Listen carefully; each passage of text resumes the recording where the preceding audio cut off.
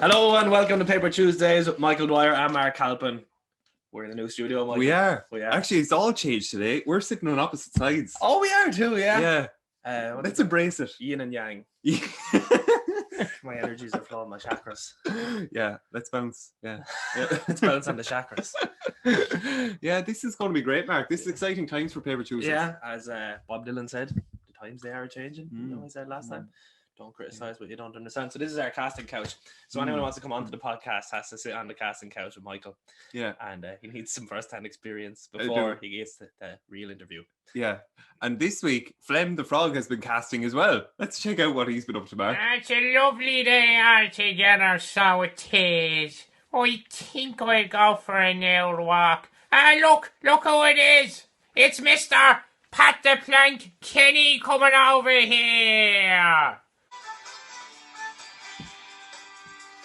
Pat the Plank, I mean, like, you're the most boring presenter on RTE television, and now you're the most boring presenter in radio.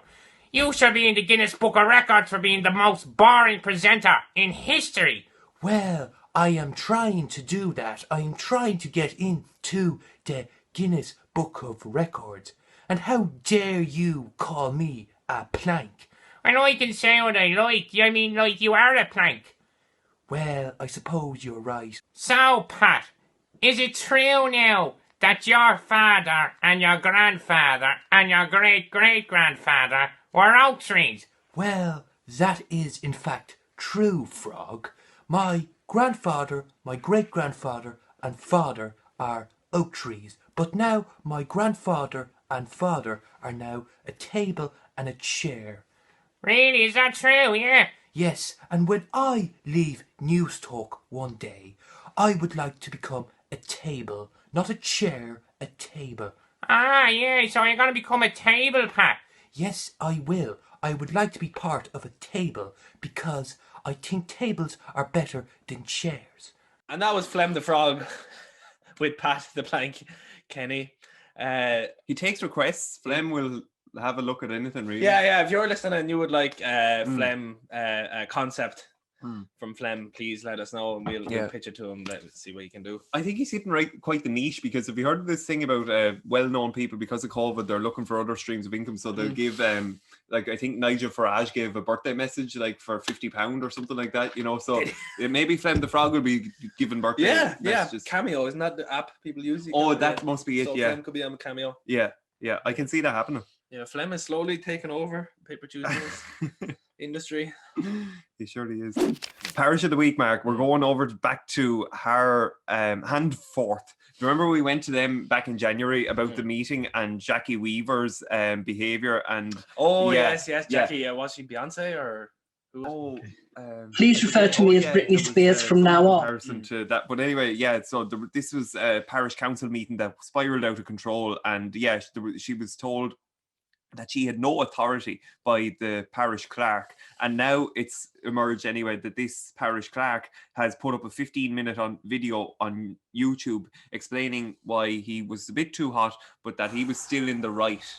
Oh, he's telling his side of the story. Apparently, like, I was looking at it, like, there are now numerous BBC articles about the Handforth scandal, because they're saying, people were calling for the parish council to be abolished, then they wanted it to be amalgamated, and then there were more rows. So apparently there's a Netflix series in the making in this one. It's going on for months. Is that for real? There is actually a Netflix. Well, no. Sorry, there are comments underneath all these articles, and they're like, "There's Netflix here," because when you go onto YouTube, like, people have edited all their Zoom footage and, like, are saying Handforth again, and have all this, made it into kind of like this superhero clash between the parish clerk and Jackie Weaver, and, you know, making it out to be much more a saga. Or are they just unveiling the truth? Are BBC playing it down? Oh, do you know, is it an inside job? Is there a lot going on there that BBC are trying to cover up? Yeah. You always have a good twist on things, man. Oh, there you go. Well, swings and roundabouts. Regardless, they get Parish of the Week again. First time they ever got Parish of the Week again. But look, we're breaking ground here on Paper Tuesdays now, Mark. Yeah. I've had a great story here from the New York Times, friend of the pod, and Italian police accuse man of getting paid for 15 years while skipping work. Oh, wow. Incredible stuff. Incredible. It's quite the achievement, really, for Mr. Scucciamachi. He's 67 and he was fired last year from a hospital where I think he was working as basically a hospital fire safety employee. I'd love to know, like, if he challenged him and said, yeah, and has there been a fire? Yeah. Maybe he was working remotely. Yeah, he had told friends that he had already retired. He took it easy at home for it's brilliant. It's a great story. I love that. He's on the hop. Yeah, on the hop. Yeah, for 15 years. Apparently Italy has a problem with these, so the police have started investigations. But people tried to bring him down in HR, and then that person in HR started getting threats, so they stopped. They left him be. They left him at be home. Yeah, and it was only did they find out after 15 years? So it's more police involvement. Kind of has culminated now after a wealth of investigations, not only in this hospital but in other parts of Italy. They're cracking down on what they call time card weasels, I think is what they call. There were other examples of people who, like a traffic officer who lived in the building and was captured with a hidden camera clocking into work in his underwear, and then he'd go back and get dressed, showed up later in his clothes, and he tried to argue that he was just saving time. He's right though. I don't know, you probably don't have a clock-in system in work, do you? No, thankfully. No, I worked in a job where I did have to clock-in system, and if you clocked in 15 minutes after the hour, you weren't paid for that hour. Oh. So if you clocked in at 16 minutes past, you worked for 45 minutes for free, so you might as well have just taken the whole hour off. Wow. These clock-in systems, it's soul destroying, isn't it? Like, I don't fucking blame them. I think so, Mark. Here, we'll go to a few. Your ones this week are just incredible. Why can't boys put love hearts on each other's pictures? Yeah, Mark? Right, we're all getting very progressive. Why can't I ask this question? I know other people on the other streets would say, Mark, you can't say that. Who is this madman pushing the boundaries? But girls do it the whole time. They put loves or hearts or can't deal or so gorge or you or all this fucking inflammatory bullshit that we don't give each other. Why can't we do it? Why can't we big each other up? Why can't men get behind men and give it to them?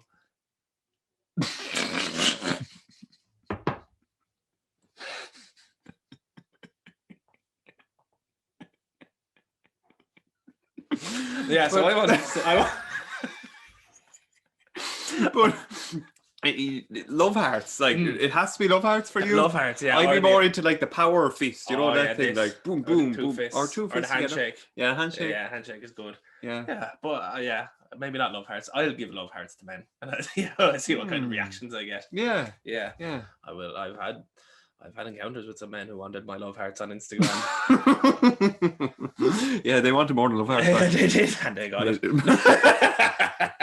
No, I'm only joking. I'm happily lonely. Yeah, White Boy Summer. So is this a show or is this it's Chet Hanks is Tom Hanks' son. I don't know, Robbie, maybe we can play the clip. She let me beat it, I'm a white boy wonder, bad gal, white dandada, rude boy, it's a white boy summer.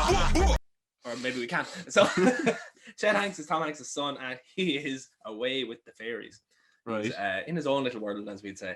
But he, a while ago, he first sort of came onto the public sphere because he was on a red carpet at an event and he started speaking in a Jamaican accent. In a non-comedic way. He was sort of being half serious, talking about his white brothers and stuff. And then he posted a video of himself in his car recently. In response, I think there's like a trend of hot girl summer or something, isn't there? Have you seen that? No. And he said that to him it's feeling like a white boy summer, that him and his boys are going to live it up this summer, and that it's going to be a white boy summer, and he's faced some serious backlash online because of it. So now, and he released a load of merch with white boy summer written on it. Whoa. And yeah, so about 3 weeks after that was released, because of the feedback he got, he released Black Queen summer t-shirts as well. So he yin and yang.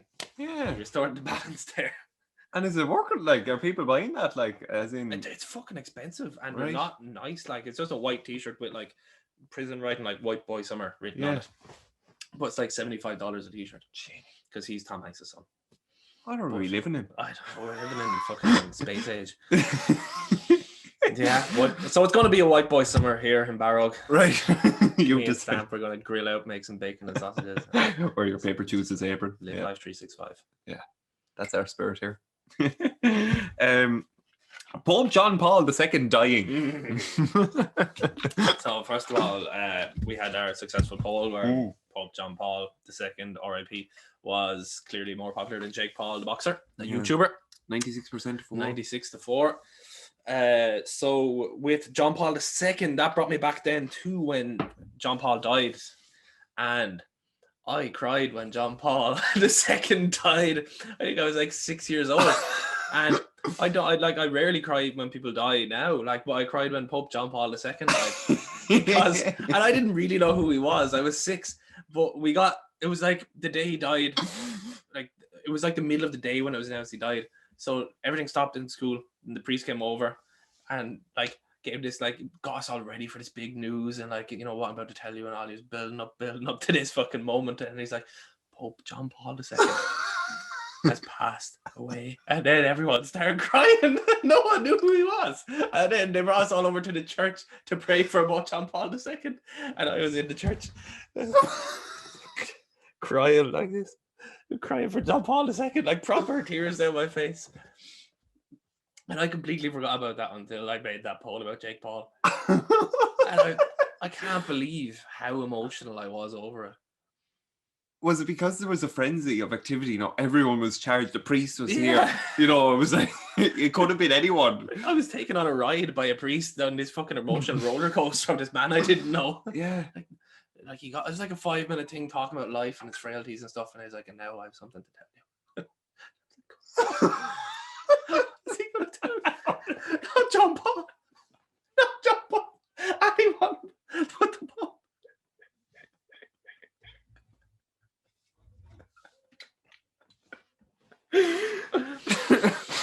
Wow.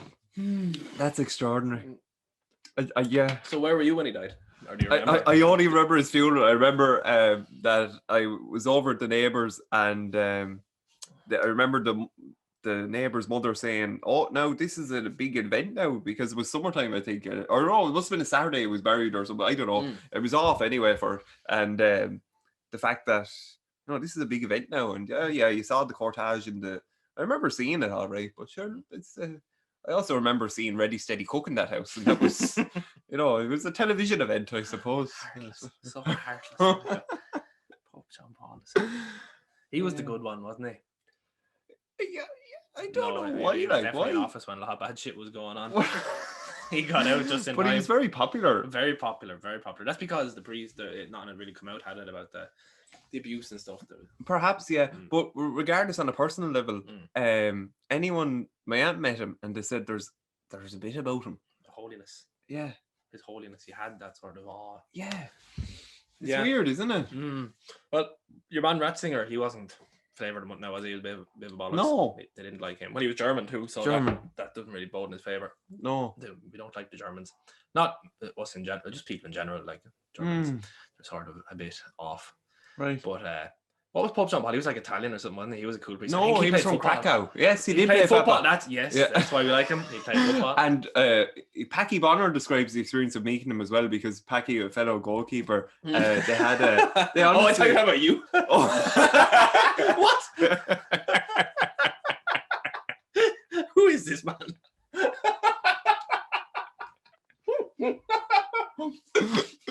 No, go on. It's a Packy. No, it was just that they had an embrace. And I think he has also commented on the charisma of this man, the personality. He was definitely the most well known. Like, I don't know who the priest is at the minute. Francis, is it? Pope Francis. Yeah. See, I didn't know. I don't know who the priest is. The Pope. Yeah, I didn't know he was the Pope. You don't know it? Really? Ratzinger's the last one I remember. Wow, but this lad's Argentinian, and he tries to be hip. Well, yeah, no. Oh, yeah, he's up with the gays. Yeah. Well, you're supposed to say yeah. We're trying to get back on the C train, Michael. Yeah, I don't know. It's a bit confusing at the moment. We might actually have a podcast about a book that I read recently, and we might dig down into this subject. Yeah. But right now, I think we're going for a flash flood. By God, RTE have ran out of lads in the canteen to ask to do things. They've had to go and get the great Enda Kenny. I don't know about great. Charismatic great and good looking are not words I'd use to describe Enda Kenny. A wet piece of cardboard on the side of the road would have more charisma than Enda Kenny talking about railways. It is the biggest load. Codswallop is the only way I describe it. But I will say, Michael, we often had the lunch of a Tuesday in the Dog and we met Enda Kenny, and he's the very same as the boys on Today FM say he is, you know, ho, boom, boom, going around punching lads. For a short man, he's a fair right hook on him. So what was that about? That was this brightened up my Saturday morning. So there was this thing on RTE during the week called Iron Road Enda, and it was former Taoiseach Enda Kenny going around with railways and he was beating people, and it gripped Liveline during the week. And there was a highlights show of playback on RTE Radio 1 this morning, and you know what, I'm going to try and find the clip, and Robbie, you might cut a bit because it was so good at the time. I thought this is sheer and utter class. So he's going around during COVID meeting people. Yeah. Or well, it may have been pre-COVID, but the whole premise of it was, Janie, could they not have got someone else? Hasn't he got enough with the big pension? And you know, that was the type of talk. Oh, sure, who is going to do it? Some fucking Egypt giving out on Facebook on their couch. You go and fucking do it, John, you fucking arsehole. But I know I will get to it. I'd rather have Enda Kenny. Would you? Yeah. No, I'd like Lorcan Allen. Space and boundary. Switch off. Was this Joe? I don't need Enda Kenny to show me them. I don't need Enda Kenny to point it out. Yeah, well, the fact that you personalise it, the fact that you personalise it is... No, I'm talking about any politician. Yeah, but his name, but Declan, in fairness to him, it's called Ian Road Enda. Yeah, so what? That's personalising it. Yes, but his name is in the title. So what? That's his business. If Bertie Ahern wants to go on and do a documentary about something, if Bertie Ahern wants to write a book about railway lines or about that's his business. Bertie Ahern. That's my point. Well, now. And if you thought that maybe there wouldn't be that many people getting a head of steam up about this particular one, you would be wrong. Very wrong. Here's former train driver Tony. The way he goes along on the bike and he stops and he gets off the bike and he leaves it down and takes off the helmet and, well, Smallman Gaelga as well. And the way he speaks to people, and he's very gentlemanly with people. I think it's just a wonderful programme, and he does such a good job. Tony, Team Enda, and Team Anybody But. I think that man is a total bore. I'm from a long background of Fine Gael, and I just would not look at it with him on it. Yeah. There's plenty of people and artists and all out there with the pandemic that is looking for work. Enda Kenny has his pension, he's had his time. There's people crying out, and people that have great Irish that could have done that job, to give somebody a chance. Tony, though, not a word will he have said against our Enda. No, you see, it doesn't work like that. When you I think it does. Sorry, I think it does, and it should work like that. I was sure if you won't listen to me, fair enough. Sure, I've listened to you for the last half an hour. That's what got me going. Half an hour? Oh, God, I'm sorry. I better go away, because I'm only on about 5 minutes. I'd love to meet you sometime. You know, you have a funny way of measuring time. But anyway, it's running. I tell you what, it's running away on us all at this time. Us oldies. No. I'll tell you what. Now. You should have a cup of coffee. You're a very, very angry woman. I don't drink coffee, love. Well, take tea, so. Oh, an angry woman. Ooh. But the spark, or something like it, between Tony and Anne continued. Declan also joined in. Joe, one more response. Trying to stop that man from talking. He's talking too much. and don't be too nasty. Now, I was getting to like you there. Tony, Tony, your last point, please. The point about it is, this is an anti-Enda Kenny. Oh my God! No, you're not. You're not getting the point, Tony. Are you very friendly with Enda yourself? Do you think? Would you believe it, Ed? I don't know. I never met Enda Kenny. And you're talking too much. And you're talking too much. Okay. Now. And just when you thought it was all over, Joe did this. And as you're waiting in the train, you'll hear the guard make this refrain. Tony, Nancy, Aiden. You're right. There, Do you think that we'll be there before the night? Oh, well, we've been so long and stark that I couldn't say for certain. Still, you're right there. Right there, right. Vintage lively. That was perfect. I love that. Isn't that peak Joe Duffy though? That is so Joe Duffy. Oh, who would you rather have a cup of tea with now, Tony or Anne? Tony, I think, to be honest. Yeah. Tony was a former train driver. Yeah. Imagine him driving the train. Oh, lads, you're in safe hands. Yeah. I love that. That instance hope, doesn't it? I suppose we'll take one more TTP, maybe, Mark.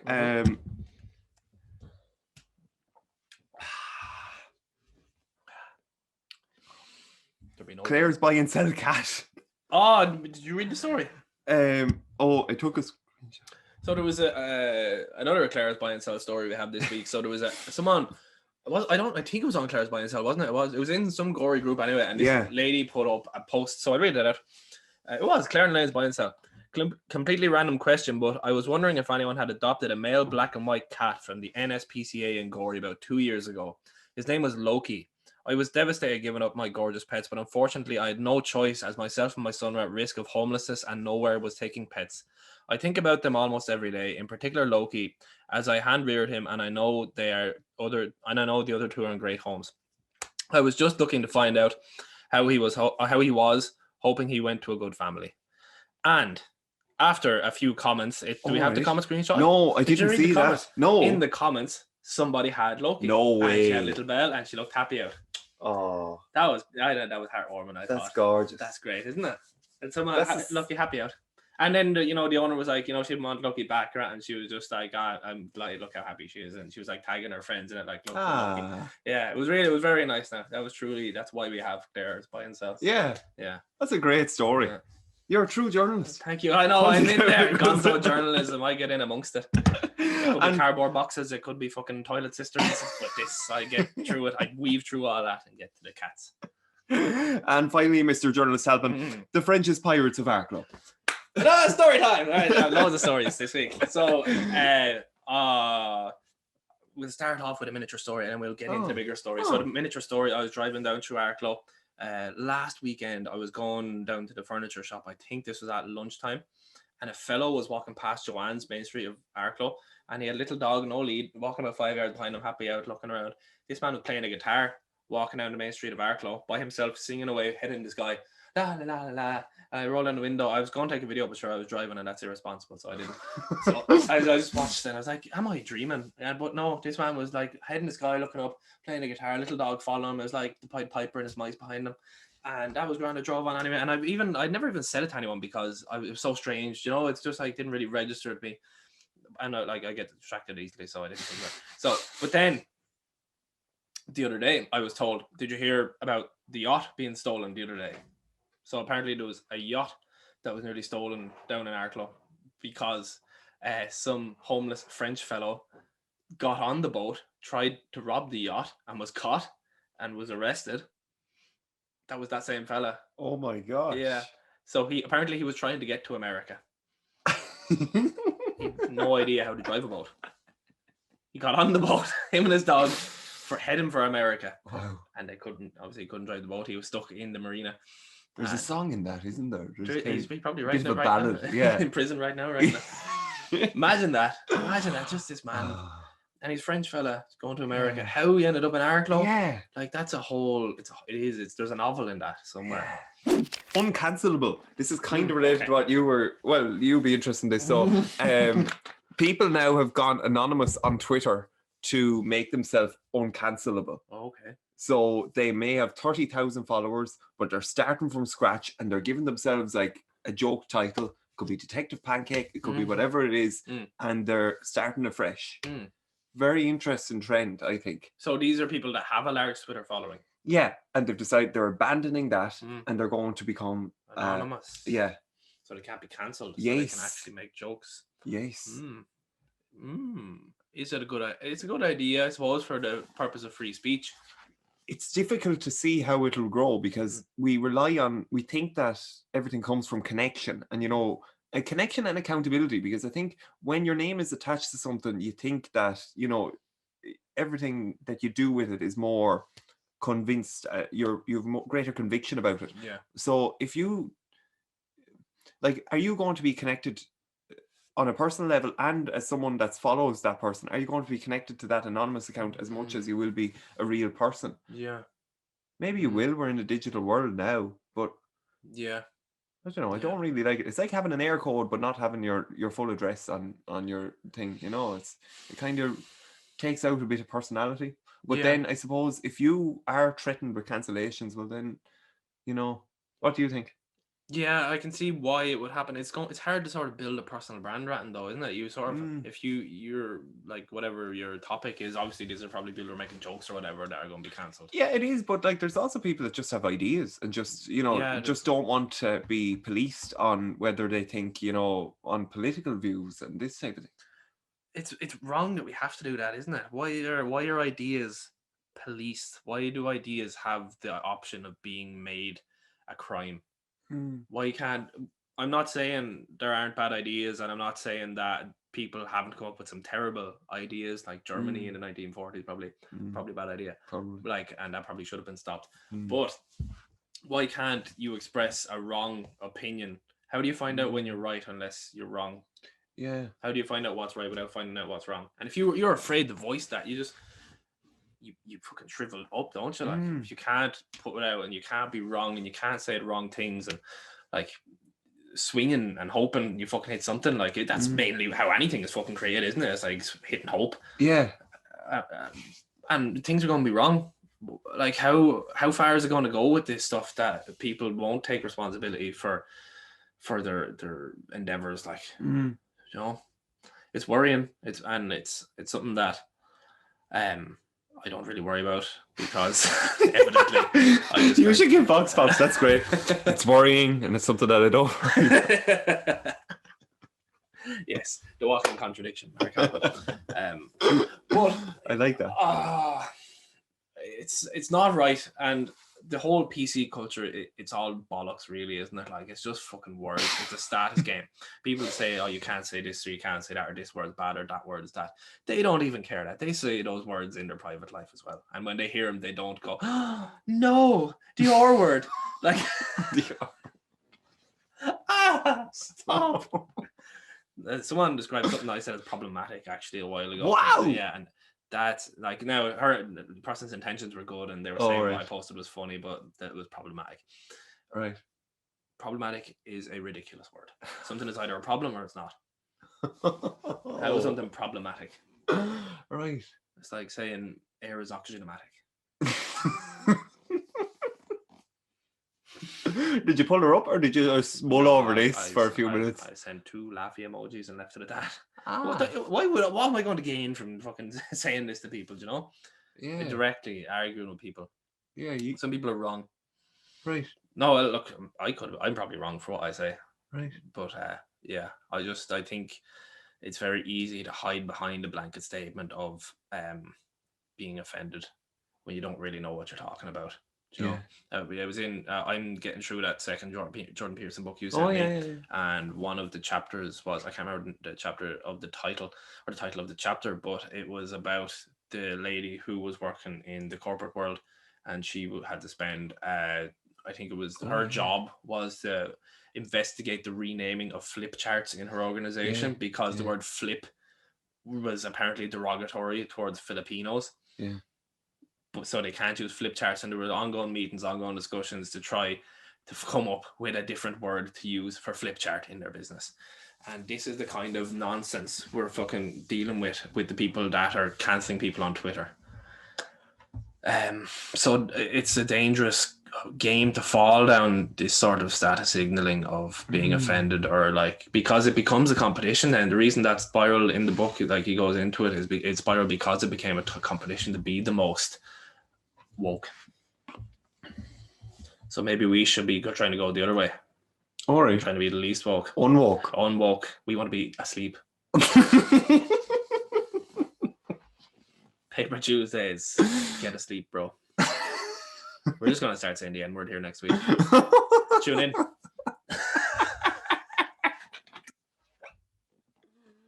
Oh, wow. What's your opinion on that now? There's so much there, and I have to, like, my gut reaction is that I agree with most of it. I'm just more interested in how it evolves. So, like, is it going to result in, is this the way it's going? Like, you're just going to become anonymous to avoid being cancelled? Like I'd pull it back into that, and maybe that's just a political lens, because look, that's the way it has been for in social. I think this cancel culture is probably escalating over the past, how long? Maybe 3, 4, 5 years. Yeah. You know, it's picking up speed. Yeah, but I think it's also not. I think it's starting to go back the other way. I think it's had its peak. All right. Okay. I do think it's had. Jordan Peterson himself, how he has survived it is very interesting, because like when he spoke here in Dublin, there was a lot of people saying don't go near it, it's vitriol. And see, the problem is the people that are criticizing Jordan Peterson probably haven't actually listened to what he has said. Yeah, no, they haven't. They've heard other people talk about him that they agree with. Yeah. Do you know, so how can anyone actually listen to what he says and disagree with it? Yeah. It's very hard. So they have to be just following blindly. And we're going to follow blindly Pádraic. Wow. Pádraic or Pádraic? Or Pippy. His Pippy. nickname is Pippy. We're going to find out. Pádraic. What's the crack? How's things? Very good, very good. How are you? Our first Limerick guest. Well, more Mayo guest. First Mayo guest. First international guest. Over there eventually. How's live? Which one's Michael? I'm Michael. And this man's Mark. Yeah. Very good. And you're both Wexford boys. Yeah, North Wexford, gory men. So you're welcome down here anytime. Is it Pádraic or Pippy, which you prefer? You can call me Pippy or Pip. Yeah, my friends call me Pippy or Pip. My name is it's Pádraic, but I say my mother is the only one that calls me Pádraic, and that's usually when I'm in trouble. So I'm stick with Pippy. Right, Pippy. Are you in college, or are you still young lads, or what's the crack? We like young at heart. Oh, we're not in college. Those days are behind us. Oh yeah. This man's a personal trainer, and that's a good reason to discuss your field of study. You're doing a PhD in physical education. So what's it like? Why did you want to do it? And are attitudes towards PE changing, Pippy? You know what? I did a degree in physical education and English teaching, you know, right. And I started that in 2014. I've been in college 10 years now, you know, so I've been pecking around the block at this stage, and I did a degree in physical education in English. I loved it and decided I wanted to stick around a little bit longer. Therefore, I'm now doing, as you say, a PhD in physical education, physical activity and sport and adolescence, and really looking at that as an impact on adolescent well-being, you know. And yeah, look, it's good. It's tough. I read a statistic there recently that there is 1% of the population, both nationally and internationally, with PhDs, and you know there's a reason for that, because it's fucking hard, you know, and it takes up a lot of time. But you know what? It's good. It's good to be contributing to the research world. I wouldn't be doing it if it wasn't in my area of interest. Do you know what I mean? You don't do a PhD unless you actually like your topic area, and thank God I do like my topic area. So yeah, I'm in my second year now, and I think it was good to get over the hump of first year. You know, I jumped straight from an undergraduate into a PhD, which is a pretty big jump, and I wouldn't really recommend it, to be honest with you, because without those research skills that you might build up through a master's and going through the traditional route of doing a master's followed by a PhD, you'd be better off. I went straight in, and I was a year behind really in terms of research and understanding research and looking at a paper and actually understanding what it meant, what a good research paper might be, and the limitations of a bad research paper and all that kind of stuff. So it's good to be in second year. It's good to have that year behind me, and I kind of feel a bit more settled now, and I'm enjoying it. You know, I think really what we're looking toward is the impact of physical education in schools nationwide on young people's well-being. And we all know the statistics around mental health at the minute. Young people, depression, anxiety, bipolar, schizophrenia. And you know yourself, lads. I don't know if it was Mick or Mark who said you're the gym instructor. Oh, me. Yeah. Oh, Mark, very good. Yeah. I think it's almost a hidden secret, isn't it? Physical activity and the benefits of physical activity for our mind. I find it, pretty incredible how little information there is out there for people who are not in the sporting or physical activity sphere in terms of its true benefits physically and mentally. You know what I mean? Yeah, and a lot of people make jokes as well. It's like, oh, why would I do exercise? They're like, that's not for me. I'm lazy. It's like, no, you're fucking stupid. Like, why would you not do this? I don't get it. And I think it is still what you're saying is it's just lack of knowledge, lack of information. Oh yeah, no, for sure. It's crazy. And I think, I suppose, having gone through some of my own experiences and using physical activity to, I suppose, conquer and medicate some of my own mental health issues over the years. It's the good word that needs to be spread. And you even did 3 sessions a day sometimes to, you were that invested in it. Is that right? Yeah. Yeah. Well, I suppose I had some of my own problems, many years ago. We're talking 10 years ago now. And it kind of started initially when I went from secondary school into third level. And that transition going from secondary school into third level, I found quite tricky. I went from a very privileged lifestyle, and we all have privileged lifestyles depending on the lens that you look at it. If you spend a bit of time in Africa, you'll realize that. And I think in terms of that transition, I struggled going into third level. I struggled having a good head on my shoulders. I struggled with making the right decisions with my own life. And I went from kind of a guy who maybe was permanently on cloud 9 all the way through secondary school and had a great time throughout secondary school to a guy that really struggled in third level. I had a lot of fun, but very quickly those hands of depression began to wrap themselves around me quite tightly. And yourselves, mental health, it knows no boundaries. It can affect anyone at any time, and it certainly began to affect me. And I think what happened for me was I took a back step from swimming. Competitive swimming, my crutch all the way through my life, and still is.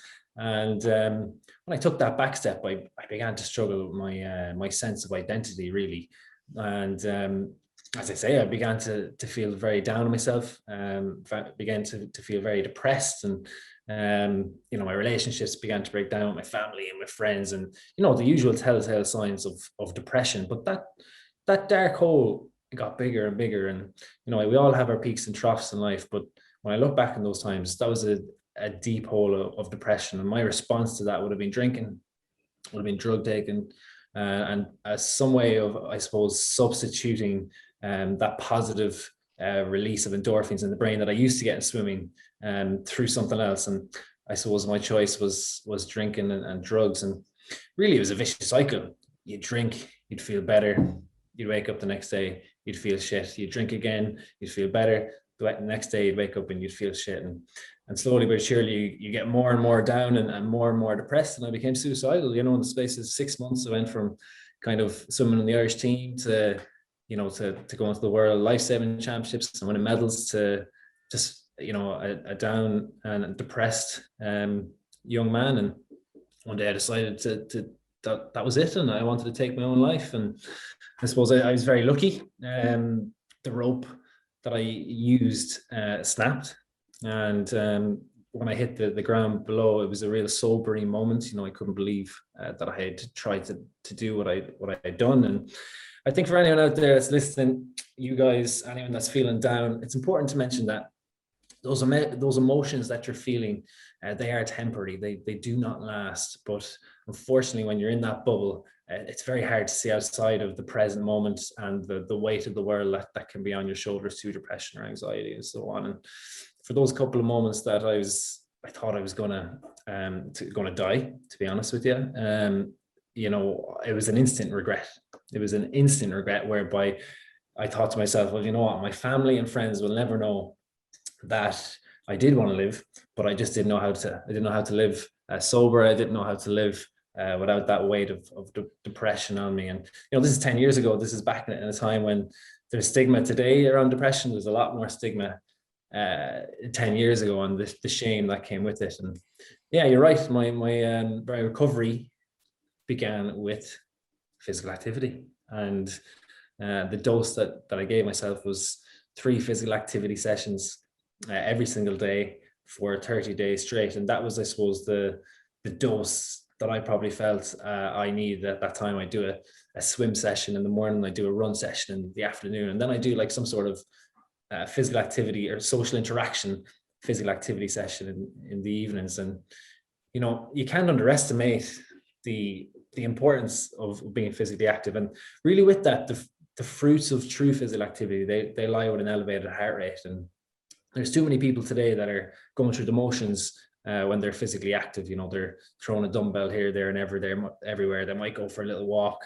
The true fruits of it, they lie with an elevated heart rate, and most importantly, getting comfortable with being uncomfortable. And if you can begin to get comfortable with being uncomfortable, with tightness across the chest, with a red face, with an elevated heart rate, then you're much more likely to handle the peaks and troughs and the toxicity of life that's thrown at us on a daily basis. And you're building those skills of resilience, of determination, of commitment, of work ethic, of discipline that are easily transferable into everyday life, that are easily transferable into the tough project you have, into the symptoms of depression that you might be feeling, or anxiety. And what's more than that, if you elevate your heart rate to a high enough level, you can't even think about how down you feel or how anxious you feel. It forces you into the present moment, and you can only focus on the pain that you're feeling through being physically active within that controlled environment. And the same can be said for cold water therapy. You see yourselves today, cold water therapy is a big deal, and there's psychologists and counselors up and down the country who are prescribing cold water therapy for their patients. Really? Oh my gosh.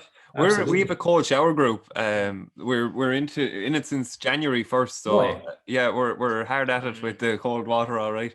I'm sure a lot of that resonates with you. Yeah, it's literally what you were saying there made a lot of sense. Do you reckon that moment was the catalyst sort of with the rope, when the rope snapped? Was that when it changed? And the other thing, it kind of is what you were saying there, like it's a fight for your life, and people say that in kind of a grandiose, or they don't really see it as real, or it's what's the word, glib, but it's literally what you're describing there is a fight for your life. Like you have to train hard, you have to exercise those demons literally to get them out. And I've been in those places before, like deep fucking low depression, and it's the fight back from that is what makes life worthwhile and life meaningful. And now you have an enemy that, like, you can even give it a fucking name: your laziness, your resentment, your sadness, all of that. And that can be the thing that you go up and you train against and you go to war with every single day.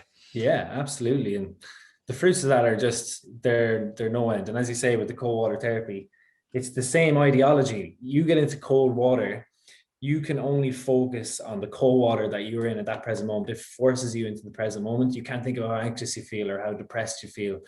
I think the research term they like to use is exposure. The more you expose yourself to an elevated heart rate or to cold water, the more you are likely to be able to handle the symptoms that come with some of those mental health issues, Yeah. Pippy, on a personal level then, you were, tell us how you felt before you went to the US. Yes. I could ramble here all day, so make sure you cut across me when I do go on a rampage. Look, I think I came out of the depression I felt at that time, and thankfully I moved into a better place, and I finished in UCD. I went to Olympic trials and made a little bit of a comeback, and life was good. I went to UL, and I was struggling. I think those demons began to really resurface again for me, but in a much different and maybe even deeper way. And the way I describe it really is, by day, before I went to the States, I was living a model lifestyle, and by night I was living a life that was underpinned really by the heavy addiction to drink and drugs. And maybe over a 3-year period or so, I'd say I could count the amount of times I was sober on 2 hands. And I think if you were to say it to me at the time, I would have told you you're mad and I don't have any issues. But slowly but surely, I think, I began to spend all my money on drugs. I had no money for food. I'd be shoplifting to feed myself.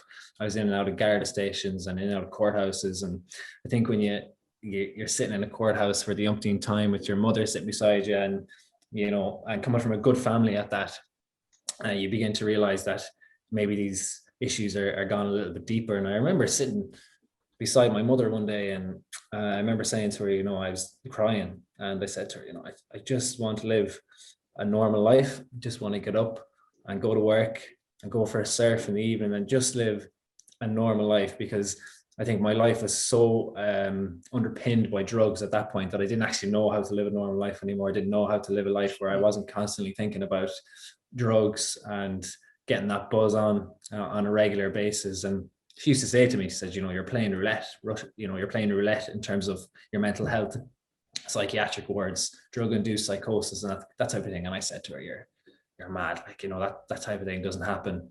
Doesn't happen to me, doesn't happen to my friends, that kind of thing. And sure enough, today I've got friends up and down the country in psychiatric wards, drug-induced psychosis, schizophrenia. And I think it's worth mentioning that these people are stuck with that for the rest of their lives, but so are their families, and I think a big part of that is the people you hang out with, who do you hang out with on a daily basis, and that tells you a lot. So yeah, you're right. I got offered the opportunity to go on Erasmus to the States, and before I went there, I had a lot of issues. I didn't think I was going to get a visa to go, but I did, lucky enough. And before I left, I decided, what, it's time to go sober, trying to clean up my act before I go stateside and try and enjoy myself. So my mother brought me to a rehabilitation center, and I got in there, and I ended up not staying because it was a 35-day, I suppose, round of AA or whatever you want to call it, where you sleep over and all that crack in Swinford in County Mayo. And instead, I just went sober because I was due to go to the States within 3 weeks of my stint staying there, you know what I mean? And I wanted to go. So I went sober. I convinced everybody that I was on the right track, when really in the back of my mind, I always knew that as soon as I landed stateside, I would go back on the buzz and go back drinking and making poor choices. And that's exactly what I did. And I think from a spiritual point of view, I would be very spiritual. I always have been since a young age, albeit I may have fallen off the bandwagon during that time. From a spiritual point of view, I think, if you believe in a higher power and if you believe in a God, I think God was furious at me when I landed in the States, after I convinced everyone that I was on a good path, even though I knew myself I wasn't. And I think what happened in the States was, I believe that I was put in that car crash as, a last chance saloon, either this guy's going to end up dead or in jail, and we need to do something to fix it. And that's what happened. I went to the States and I was in a car crash, and, Talk us through that car, because to be honest, that could be a podcast episode on its own. So bring us to Death Valley. That's 2nd of September 2016, and what happens to the car? Jeez, you've done your homework. Fair play. Well, look, we went to, I was there only a week and a half. I just landed. And that's the thing, I was a high functioning addict, because the only reason I was in the States was because I did very well in my exams, did very well in my class, came top of my year. That's the only reason I got that spot, so I had myself convinced I didn't have any issues when beside it all I did. But look, we went to a place called Lake Tahoe, or that was where we were aiming to go. And we were driving through a place called Death Valley, ironic as that sounds. And we had a flat tire in the middle of Death Valley. None of us knew how to change a tire, would you believe, lads? So clearly that's something that we had to learn thereafter. And anyone that's listening, I definitely advise you learn how to change a tire. It's important. It's something I should have learned at a lot younger age, but none of us knew how to change a tire. So we had to wait for a truck driver to pull up and change the tire for us, and put the tire on the car, and away we went. And maybe it was a matter of 5, maybe 10 minutes later, we were involved in a rollover accident in Death Valley, and we were just driving down a hill, and around a bend, the tire that had just been changed actually burst and came off the car. It was a Jeep, so it dropped and rolled, flipped over multiple times and landed on its side. Before I knew it, everyone had jumped out of the car, bar myself and the driver, and we had kind of bore a big chunk of the impact because we were sitting on the same side as where the tire burst. I was sitting just over the tire, and the driver was clearly sitting in front of me. And you know what they say, like it's true. You know, it's true. These things do happen in the blink of an eye, and before I knew it, it had happened. And I remember poking my head out of the side window. You know, the car was on the side, and kind of dangling my arms out of the window and just looking up and feeling the heat from the sun in Death Valley. You know, it's known as one of the hottest places on earth, and I'd absolutely believe that. And what happened next, I can only describe as an unbelievable experience. And the only way I can describe it really is that God spoke to me, and, you know, he told me to get back into the car. And bearing in mind, getting back into the wreck of a car seemed like a crazy idea at that time, but I did. He told me to put my back up against the roof of the car, which I did.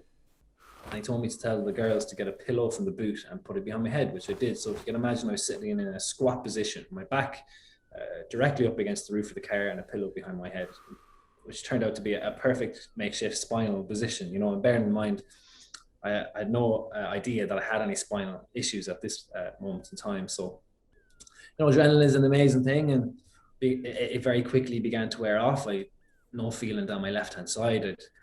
I had no feeling at all, really. I was unable to move, and at the time I kept moving my eyes up, down, left and right, as if it was kind of calming me. It was giving me an adequate substitute, and I thought I was going to be paralyzed.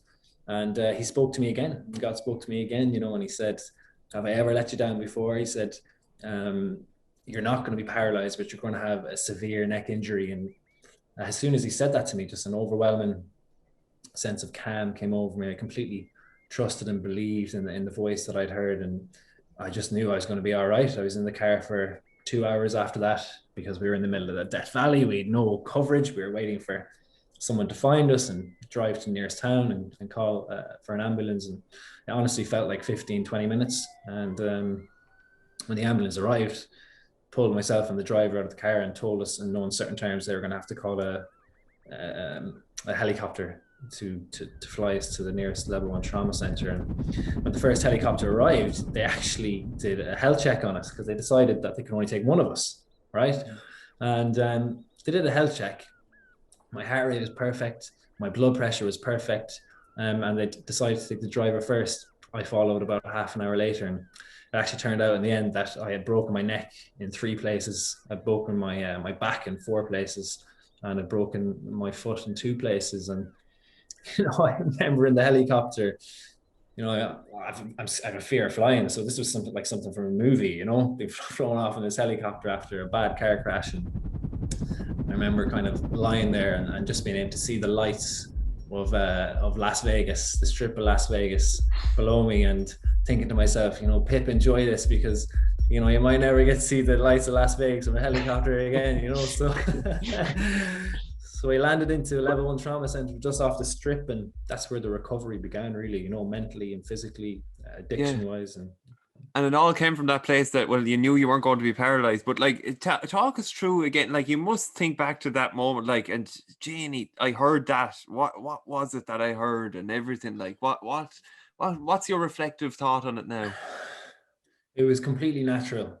I didn't even question it. I didn't even think about it for a couple of days later. Like I said, I did always have a strong faith.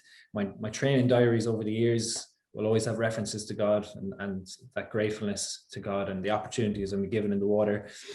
I would talk to God on a daily basis anyway, you know, through prayer. But this was different. However, it was very natural. It was very soothing. I didn't even think twice about it.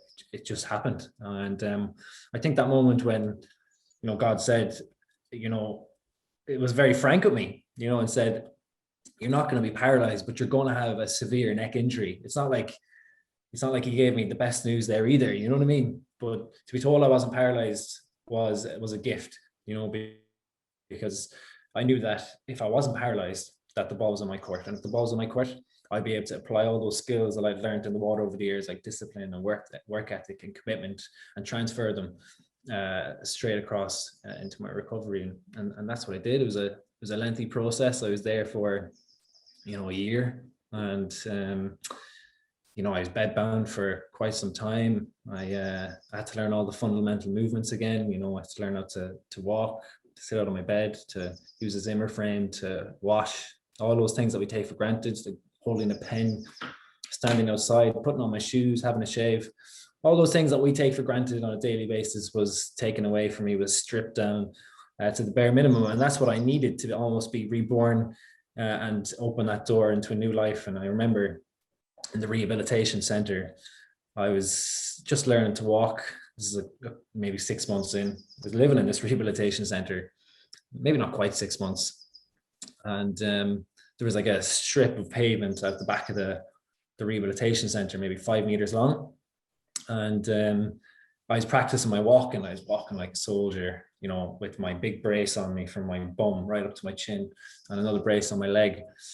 And I remember I got to the gate, and I loved watching the world go by. And this gate was massive, it was like a jail cell, but you could actually see the world go by through it. And I remember just putting my hand on that gate and thinking to myself, I'm never going to take any of my life for granted again. And it was just like that, the demons left me, and I opened the door to a new life. And like I say, anyone that's listening, you guys, anyone that has issues, don't wait for your car crash to change your life, because I got lucky, I got a second chance, but you might not. So it's important to grab life by the scruff of the neck and make it yours, Yeah.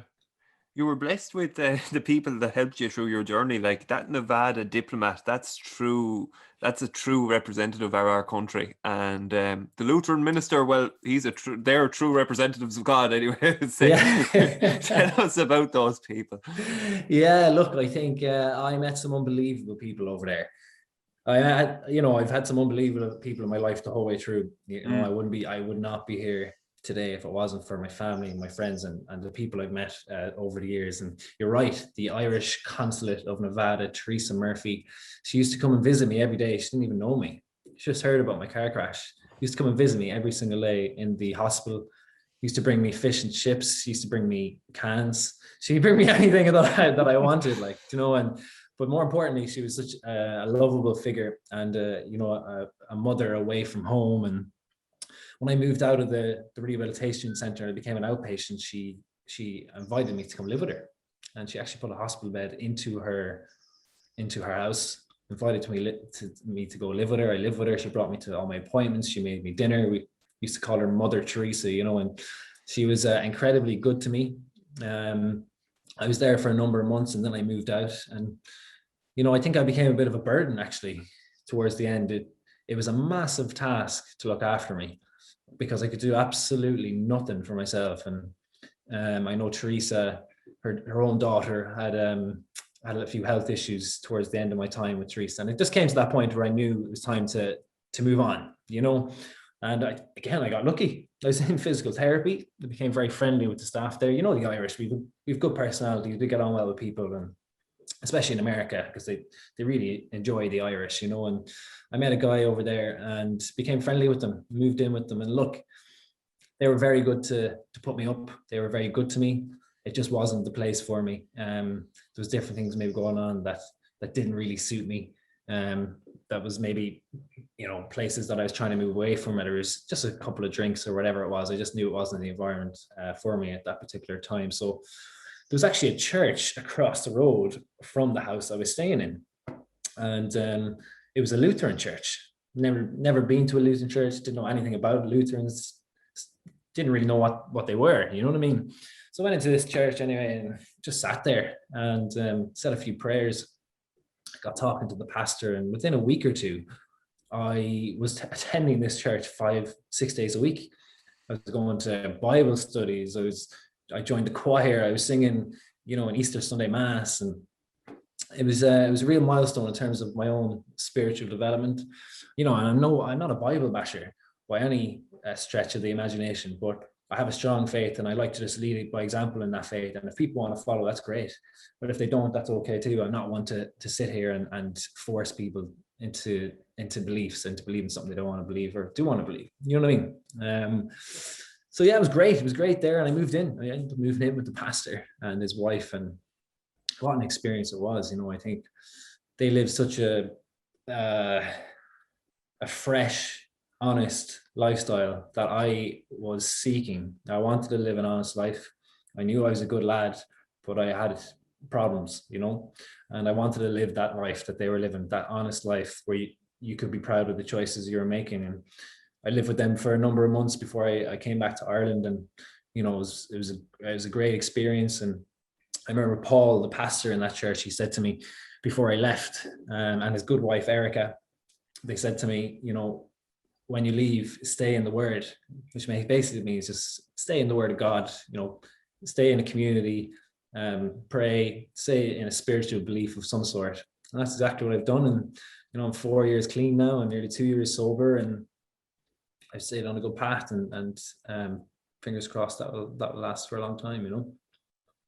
Pippy, it's a powerful account. Is your like it's extraordinary, really, a life that you've lived and a whole life ahead of you. It proves the limitless potential of the human being. But I want to get a sense of your outlook today, in that, like, looking back on it, other people, as you say, other people in psych wards, other people in dealing with the courts and the Gardaí today, like, do you have a greater empathy for people in those positions today? What strikes you now?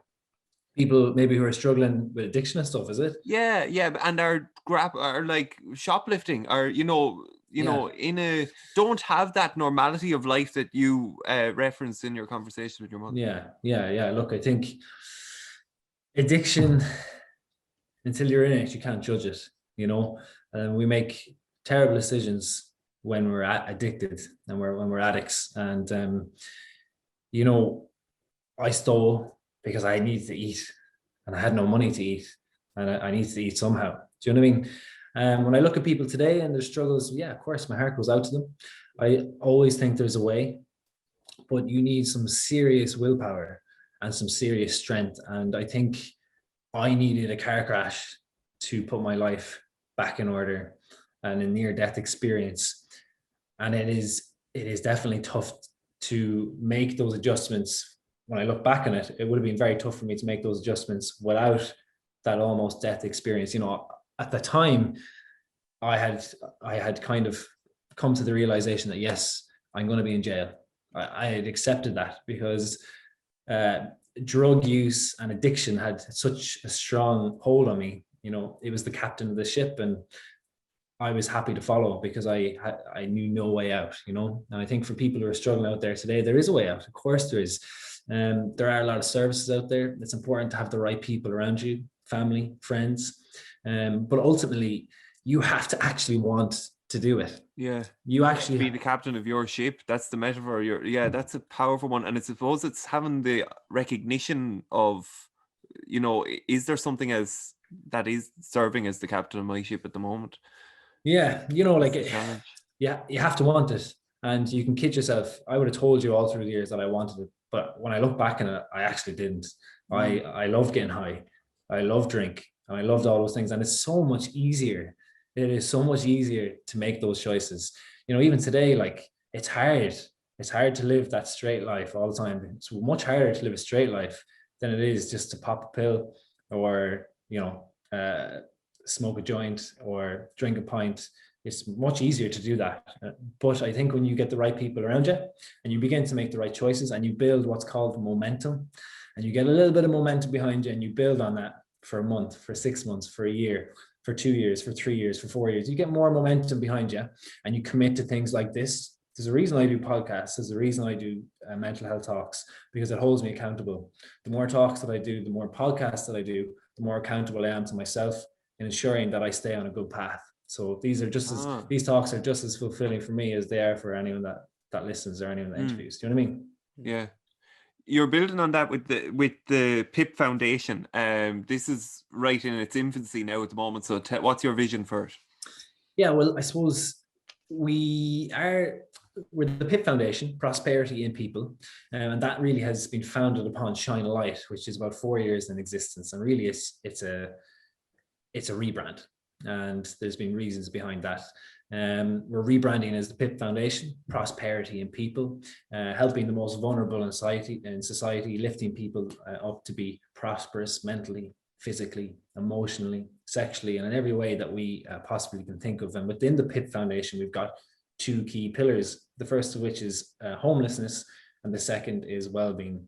Within the homeless pillar, that was actually founded upon the States, upon the car crash, and spending a bit of time over there during Christmas and Christmas Day. I bumped into a few people who were homeless, and they asked me for money. I said, look, I won't give you money, but I'll buy you a meal. And I bought them a meal, and it turned out to be a mother and her son. They had been evicted from their home. They'd fallen victim of society over in the United States, and were living down in the sewers. And it was a story that touched my heart. And I said, if I could, I would set something up in their name. And that resulted in Shine a Light 3 years ago, which is now the PIP Foundation. And really what we do is we run numerous campaigns across the country where we distribute goods applicable to homeless hands. So we've got numerous donation points where we collect anything such as clothing, such as non-perishable food items, such as hygiene products, such as liquids. And out of all the items that we get, we make PIP packs. And in each PIP pack, there's a hat, a scarf, a pair of gloves, a pair of socks, a jacket, a t-shirt, a jumper, some hygiene products like your toothbrushes, your toothpaste, your shower gels if the homeless happen to get themselves into temporary accommodation, your liquids, and your non-perishable food items. And we run, as I say, numerous campaigns across the country with hundreds of volunteers up till now. Obviously things are a little bit different at the minute with COVID. We're more in a van and doing deliveries to different homeless shelters. But the PIP Foundation is unique in many ways because it offers volunteers an opportunity to ensure that their donation goes directly to homeless hands. And often volunteers, when on the ground outside of COVID, will realize that these homeless people are just like you and I, but they haven't got the same social supports around them that you and I are lucky to have around us on a daily basis. And something that we've certainly noticed is the correlation between mental health and homelessness, be it depression, bipolar, anxiety, schizophrenia.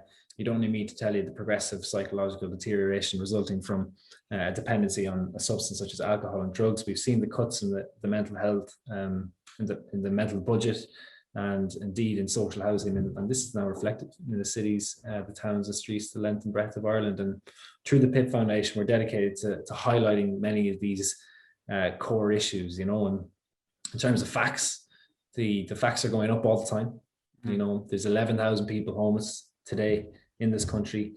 There's 4,000 of those that are young people going into their second, third and fourth Christmas in temporary accommodation. There's 183,000 vacant dwellings in this country, yet there's 11,000 homeless. So I'll let you do the mathematics on that one, but it's simply a problem that should not exist, and in terms of mental health, the stats are just as bad. You've got 6,000 people at the minute in this country currently waiting for primary care psychology appointments, and again, half of those are young and they're waiting for well over a year. So that's one key area within the PIP Foundation. We're trying to help the homeless. Look, we're not going to end homelessness the way we are at the minute, but certainly in time we would love to head into that direction. We're looking at distribution, we're looking at education in schools, clubs, societies, talking about overcoming adversity and giving back to those who need it most, and skill development, which we're working on at the minute. The other kind of pillar within the PIP Foundation is well-being. And we already talked about the kind of correlation there between homelessness and well-being, but this is a new pillar which is being developed as we speak. And really within that, we aim to have key peer supports, such as myself. So I could be a peer support around depression, around anxiety. We might have someone else that will be a peer support around abuse. We might have someone else who might be a peer support around issues around health, if you're getting a transplant and so on. Those details will be up on the website, whereby people can reach out and get in contact with these people. But also we'll have our own kind of TED style talks, and we've got a section in there as well dedicated to research, which links in with the PhD. So like the impact of physical activity on depression, and a really good reliable paper within a reliable journal and so on. And it would be a good source to have some research papers. So look, it's something that... What's the website? It was www.shinelight.homeless.com, but at the minute I suppose it's going to be www.thepipfoundation.com, but we're still developing at the minute, so you won't find it right now, but it will be. It'll be up we'll keep an eye on it, and sure we'll share it on our socials when it's launched. Yeah, for sure. What are the key messages that you'd distill for someone like, and for yourself, I'm sure, principles that you live by for to stay on the path that you're on? Well, look, first and foremost, you got to talk, don't you? A problem shared is a problem halved. And I know we've all heard that saying before, but it's true. And what I'll say to you is, if you're struggling, you're not alone, and it's okay not to be okay. You know, I think when I first had my own struggles, I felt very ashamed. You know, you're Pippy, you've got all these great things happening in your life. How can you feel bad? How can you feel down? Like you have no right to feel down. You've got every privilege under the sun. Well, no, it's okay actually to feel down. It's okay to feel anxious. It's okay to feel those kind of dark hands of addiction, and to understand that there is a way out. We talked about physical activity as a huge crutch that can be used. You know, we've got the likes of diet control. You cannot underestimate the importance of what we put into our body on a daily basis. It absolutely affects the lens at which we choose to look at the world. And, you know, it's not rocket science. You know, drink your water, get your water in every day, eat your breakfast, your lunch, your dinner, your varied meals in terms of your carbohydrates, your proteins, your fruit, your veg, your high doses of vitamin B12, which has been proven to have a positive psychological process in the brain, whether it's through fish or kidney beans and so on. You know, you've got your physical activity, you've got your diet. What about your sleep? Are you getting consistent sleep on a regular basis? Are you getting your 8 hours every single night? You cannot underestimate the importance of getting sleep on a regular basis. And in this country, we are great for saying, you know, 5, 6 hours, 7 hours is more than enough. Well, what's happening there is you're getting used to working at 60%. You're getting used and you're training your body to work at 70% or 50%. But once you start to get your 8 hours sleep a night, you're all of a sudden working at 80, at 90, at 100%. You're much sharper in between the ears, and this absolutely allows you to function much better in terms of your well-being. And the last area there is your social interaction. Are you socially interactive? You know, and a key word in the research world we like to use is a perceived barrier. So social interaction is a perceived barrier, when really, if you want to be socially active, you can be socially active. There are more than enough platforms to do so. And the point here is, lads, you know yourselves, these things are free. These things are free. Your physical activity, your diet, your sleep, and your social interaction, your cold water therapy. These areas are free. These areas are areas that you can take control of today. You know, if I go into a dermatologist tomorrow and I have really bad acne, which I used to have, and I did go into a dermatologist, and you're going to see that the most invasive medication that they're going to give you is Roaccutane. Now, before you get to Roaccutane, they're going to go through about 15 other creams, gels, and so on until they get to the most invasive. Well, why is that not being implemented with regards to our mental health, with regards to depression and anxiety, before we get to our Xanax and our Valium and our pills for depression, which do serve a purpose, Why aren't we going through these areas that are free, that are within your control, your physical activity, your diet? Okay, if you're not physically active, let's give you a dose of 2 physical activity sessions a week at a moderate to vigorous intensity. What's your diet like? Okay, you're not eating right. Let's make sure that we get our 3 meals in a day, that you're getting your fruit, your veg, and so on, your social interaction and your sleep. These areas are free, and they're areas that you can take control of. And the thing is, you will feel better. You absolutely will feel better. That is a mathematical certainty. You might not be cured, but you will feel better. And these are areas that just most definitely have to be tapped into, don't they? Yeah. Mark, are there any takeaways that you have? Or... No. Do you mind me asking, Pippy, just what your physical condition is now after your crash, or, you know, what sort of... Yeah. It's good. Yeah, it's good. I look after myself. Look, there's certain things that I think you just adapt, don't you? You know, for example, when I'm sitting in a chair, I have to have my elbows resting on something to just give me a little bit of support. There's just things that you adapt to. You know, I wouldn't lift anything crazy heavy. I try and bend the right way, but ultimately it's been a blessing because it's made me live my life much better. I do rehab every single day. It's part of my life now. But I enjoy doing rehab. I'm more flexible than I've ever been. And I'd like to think I'm probably stronger than I've ever been.